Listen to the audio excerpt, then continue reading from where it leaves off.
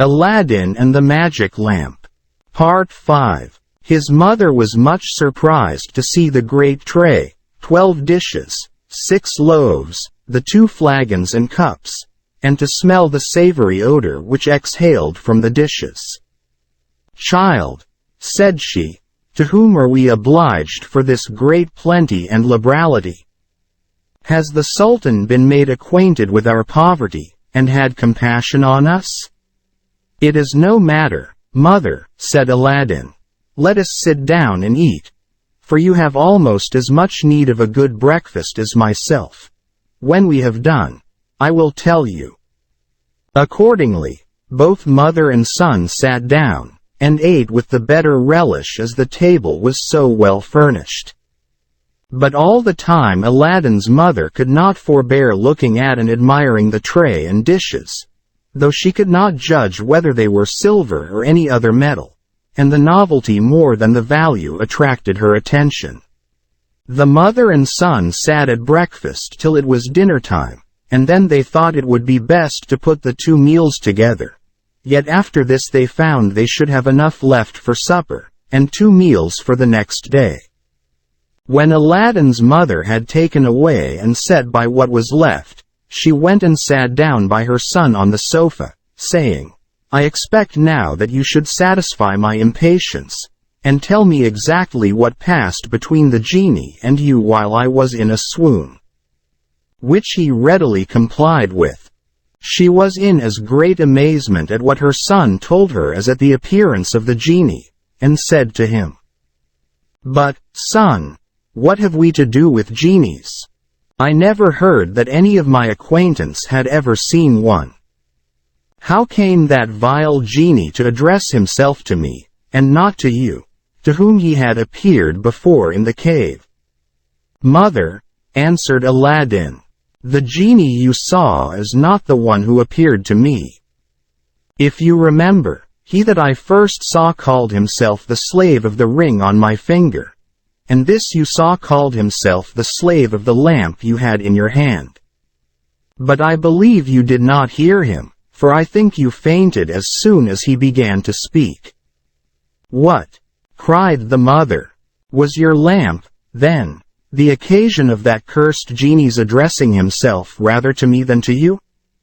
Ah, my son, take it out of my sight, and put it where you please. I had rather you would sell it than run the hazard of being frightened to death again by touching it. And if you would take my advice you would part also with the ring, and not have anything to do with genies, who, as our prophet has told us, are only devils."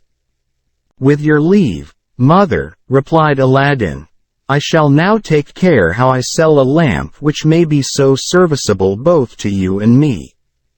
That false and wicked magician would not have undertaken so long a journey to secure this wonderful lamp if he had not known its value to exceed that of gold and silver. And since we have honestly come by it, let us make a profitable use of it, without making any great show, and exciting the envy and jealousy of our neighbors. However, since the genies frighten you so much I will take it out of your sight, and put it where I may find it when I want it. The ring I cannot resolve to part with, for without that you had never seen me again, and though I am alive now, perhaps, if it were gone, I might not be so some moments hence. Therefore, I hope you will give me leave to keep it, and to wear it always on my finger." Aladdin's mother replied that he might do what he pleased. For her part she would have nothing to do with genies, and never say anything more about them. By the next night they had eaten all the provisions the genie had brought, and the next day Aladdin, who could not bear the thought of hunger, putting one of the silver dishes under his vest, went out early to sell it, and addressing himself to a Jew whom he met in the streets, took him aside, and pulling out the plate, asked him if he would buy it. The cunning Jew took the dish, examined it, and as soon as he found that it was good silver asked Aladdin at how much he valued it. Aladdin, who had never been used to such traffic, told him he would trust to his judgment and honor. The Jew was somewhat confounded at this plain dealing, and doubting whether Aladdin understood the material or the full value of what he offered to sell, took a piece of gold out of his purse and gave it him, though it was but the 60th part of the worth of the plate. Aladdin, taking the money very eagerly, retired with so much haste that the Jew, not content with the exorbitance of his profit, was vexed he had not penetrated into his ignorance, and was going to run after him, to endeavor to get some change out of the piece of gold. But he ran so fast, and had got so far, that it would have been impossible for him to overtake him. Before Aladdin went home he called at a baker's, bought some cakes of bread, changed his money, and on his return gave the rest to his mother, who went and purchased provisions enough to last them some time. After this manner they lived, till Aladdin had sold the 12 dishes singly, as necessity pressed, to the Jew, for the same money, who, after the first time, durst not offer him less for fear of losing so good a bargain. When he had sold the last dish he had recourse to the tray, which weighed 10 times as much as the dishes, and would have carried it to his old purchaser, but that it was too large and cumbersome. Therefore he was obliged to bring him home with him to his mother's, where, after the Jew had examined the weight of the tray, he laid down 10 pieces of gold, with which Aladdin was very well satisfied. When all the money was spent, Aladdin had recourse again to the lamp. He took it in his hand, looked for that part where his mother had rubbed it with the sand, rubbed it also.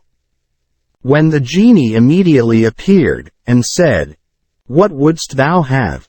I am ready to obey thee as thy slave, and the slave of all those who have that lamp in their hands, I and the other slaves of the lamp." "I am hungry," said Aladdin. "Bring me something to eat." The genie disappeared, and presently returned with a tray, the same number of covered dishes as before, set them down, and vanished. As soon as Aladdin found that their provisions were again expended, he took one of the dishes, and went to look for his Jew chapman. But passing by a goldsmith's shop, the goldsmith perceiving him called to him and said, "My lad, I imagine that you have something to sell to the Jew, whom I often see you visit. But perhaps you do not know that he is the greatest rogue even among the Jews. I will give you the full worth of what you have to sell, or I will direct you to other merchants who will not cheat you." This offer induced Aladdin to pull his plate from under his vest and show it to the goldsmith, who at first sight saw that it was made of the finest silver, and asked him if he had sold such as that to the Jew.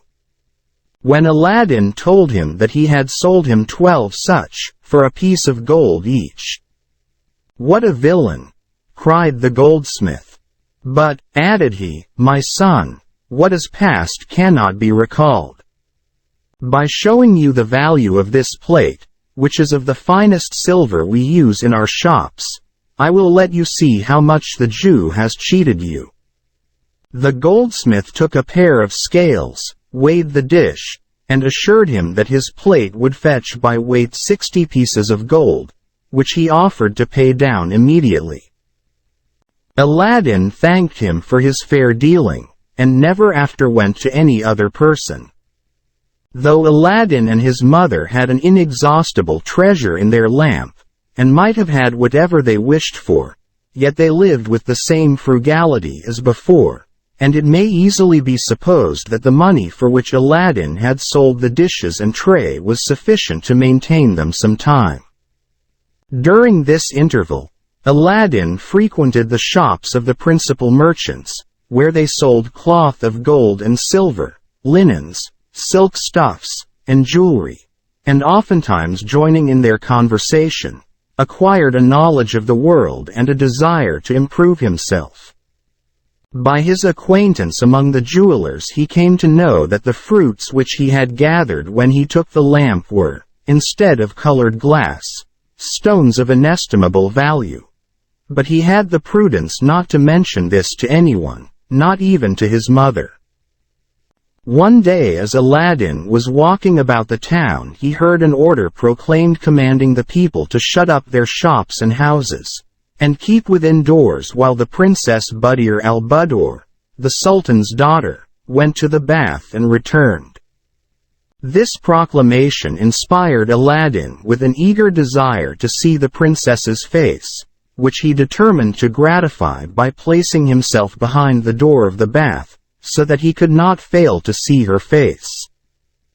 Aladdin had not long concealed himself before the princess came. She was attended by a great crowd of ladies, slaves, and mutes, who walked on each side and behind her.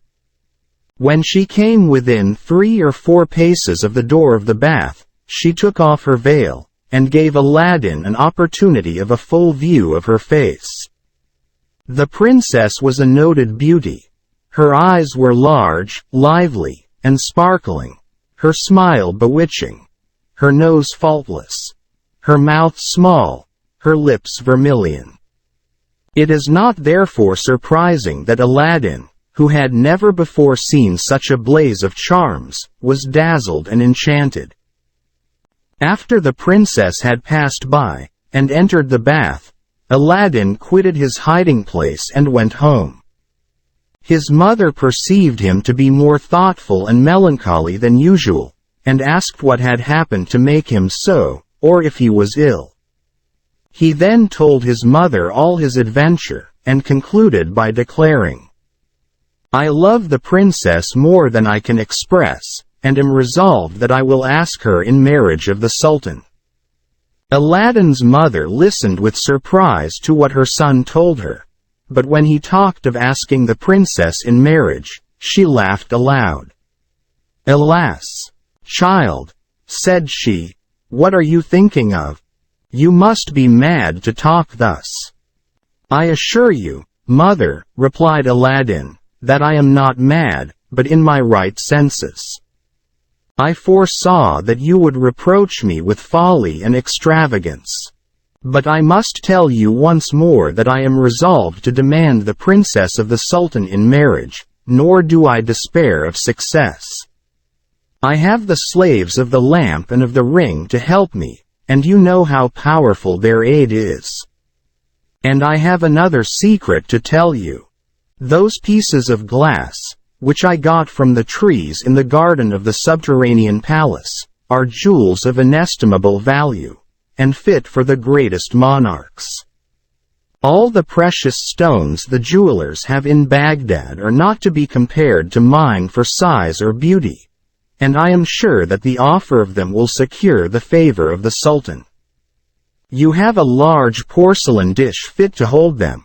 Fetch it, and let us see how they will look, when we have arranged them according to their different colors."